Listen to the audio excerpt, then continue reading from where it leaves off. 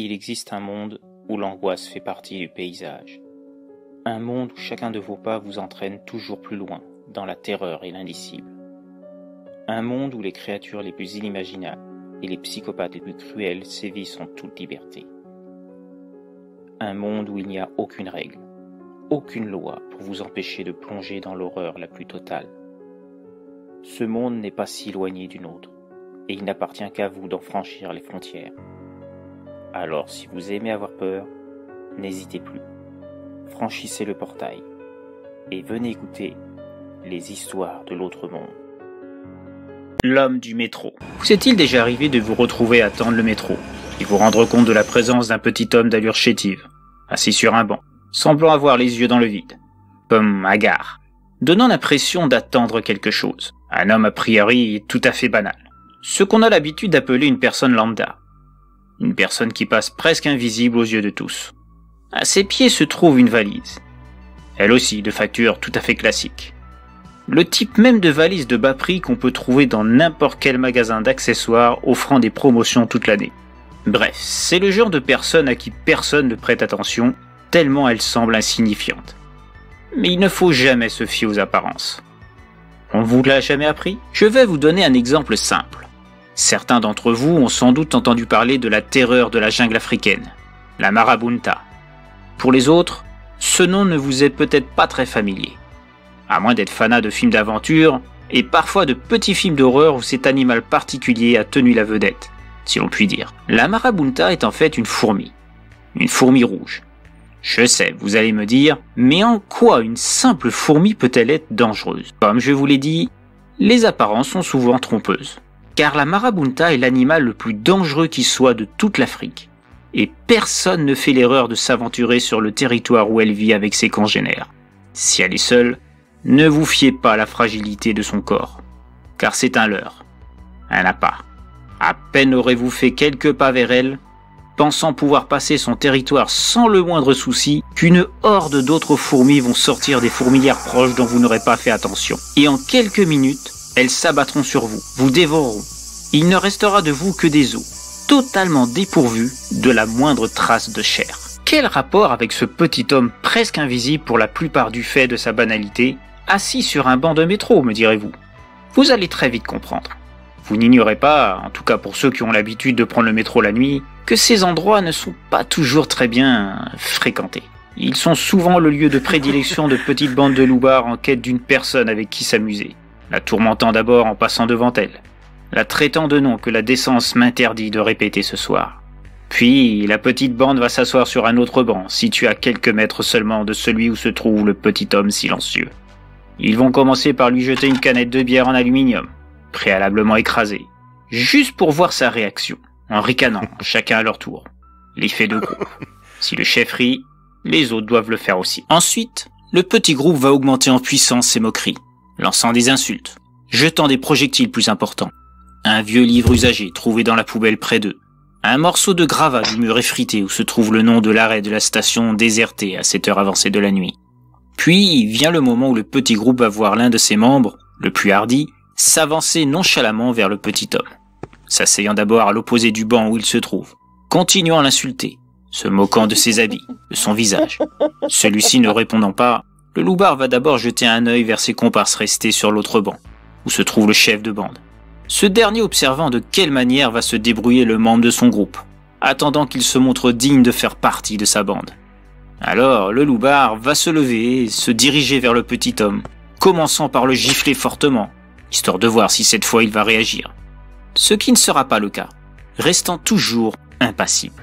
Alors, le membre de la bande va frapper plus violemment, passant des gifles au poing, déchirant sa veste, sa chemise. Puis, sortant son couteau, lui tailladera le bras mis à nu de sa chemise déchirée. Mais le petit homme ne va toujours pas réagir. L'autre va commencer à s'énerver de ne voir aucune réaction, entendant ses comparses rigoler de son incompétence, de ne pas faire réagir sa proie du soir. C'est là qu'il va s'apercevoir que le petit homme a une valise à ses pieds. Il demande à celui-ci ce qu'il trimballe dedans.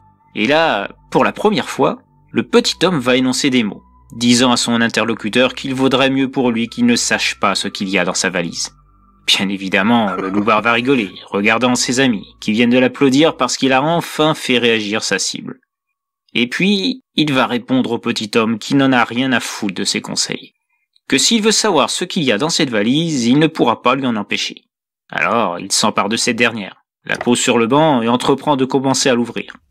Pendant que le petit homme semble supplier de ne surtout pas ouvrir la valise. Qu'il allait le regretter amèrement. Le loupard, prenant ces paroles pour des menaces, frappe à nouveau le petit homme, si violemment qu'il le fait tomber à terre, ce qui fait beaucoup rire le reste de la bande. Puis, il ouvre la fameuse valise. Mais là, il ne rit plus. Son visage devient blême en découvrant le contenu. Il s'éloigne d'elle en demandant au petit homme si c'est bien ce qu'il croit.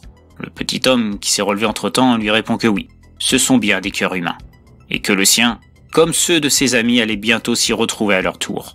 Au même moment, le chef de bande, voyant la tête que fait son comparse, se lève du banc où il est assis, et se dirige à son tour vers la valise, afin de vérifier à son tour ce qu'elle contient, étonné de la réaction du membre de sa bande, après que celle-ci ait été ouverte. Lui aussi recule en voyant les cœurs qui se trouvent à l'intérieur, avant de demander au petit homme s'il est un serial killer ou un truc de ce genre. Le petit homme baisse les yeux, répondant que non, mais que ceux qui l'ont obligé à servir d'appât sont bien pires que de simples tueurs. Le chef demande alors au petit homme que si lui est un appât, qui sont les chasseurs? Le petit homme relève doucement la tête, en disant simplement « eux ». Au même moment, des rires glaçants semblent envahir tout l'espace où la bande se trouve. Des rires qui semblent très proches, alors que rien n'est visible. Les rires se font plus nombreux, de plus en plus nombreux. Des rires aigus, surnaturels, irréels, mais toujours rien pour expliquer d'où viennent ces rires. Et puis, les premières créatures apparaissent, sortant des murs, du sol, du plafond, de partout, par dizaines. Elles n'ont rien d'humain, c'est certain. Le chef de la petite bande de loupards recule jusqu'à rejoindre les autres membres de son groupe, bientôt rejoint par l'autre membre qui avait ouvert la valise. Les créatures semblent ne pas avoir de forme physique. Ils ressemblent à des ombres. Ça semble rassurer le chef des loupards. Il se dit que des ombres ne peuvent rien lui faire. Jusqu'à ce qu'il voit la tête d'un des membres de son petit gang se décoller du reste de son corps, volant dans les airs, avant de tomber au sol, jusqu'à rouler à ses pieds. À ce moment, la terreur se voit sur son visage. La seule fille du groupe se met à crier. Pas très longtemps. Son corps est vite déchiqueté de toutes parts par les ombres vivantes. Celle-ci semble en prendre grand soin de ne pas abîmer la partie où se trouve le cœur. Puis, c'est le tour des autres membres de se faire décimer, les uns après les autres, brutalement, sans la moindre pitié, devenant rien de plus que des morceaux de chair en charpie. En seulement quelques minutes, tout le groupe est décimé, pendant que le petit homme, qui s'était rassis sur son banc, reste impassible au carnage qui vient de se dérouler. Il entend alors les créatures dépecer le corps pour retirer les cœurs de leurs victimes, avant de se rapprocher de la valise restée ouverte sur le banc. Tour à tour, comme l'avait dit le petit homme précédemment, les créatures déposent les cœurs à l'intérieur de la valise, avant de la refermer. L'une des créatures se rapproche du petit homme et lui tend la valise, avant de désigner la sortie du métro, comme pour lui indiquer que son rôle de ce soir n'est pas fini, et qu'il doit maintenant livrer cette valise et son contenu à un endroit que lui seul et les créatures connaissent. Le petit homme ne prononce pas un mot, prend la valise, regardant les créatures repartir d'où elles étaient venues, se fondant dans les murs, le sol et le plafond de la station de métro où règne désormais un silence de mort. Il soupire, comme soulagé que cette soirée se soit enfin achevée, et puis prend la direction de la sortie que lui avait indiquée la créature, peu de temps auparavant, disparaissant peu à peu, et ne laissant que des mares de sang, des corps en lambeaux et un silence mortel derrière lui. Il sait que demain soir, il devra recommencer son rôle d'appât, dans une autre station. Tel est tout ce qu'il est.